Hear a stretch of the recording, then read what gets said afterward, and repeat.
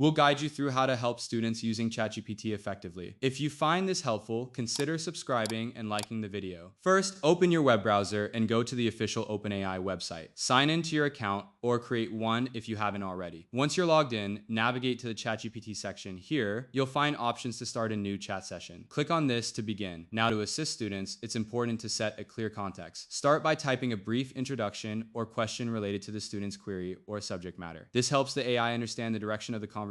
For example, if a student is struggling with a math problem, you could type explain how to solve quadratic equations. ChatGPT will then generate a detailed response. Encourage students to ask follow-up questions for clarification. If the response isn't quite what you're looking for, you can refine your question or ask ChatGPT to provide more examples. It's all about experimenting with phrasing to get the most accurate and helpful responses. You can also use ChatGPT to brainstorm ideas, practice language skills, or even get writing assistance. Remember to monitor the conversation to ensure it's on track and providing useful information. Additionally, remind students that while ChatGPT is a powerful tool, it's always good to cross-reference information with trusted sources. This way, they can develop critical thinking skills alongside using advanced technology. Don't forget to subscribe and comment if this helped you out.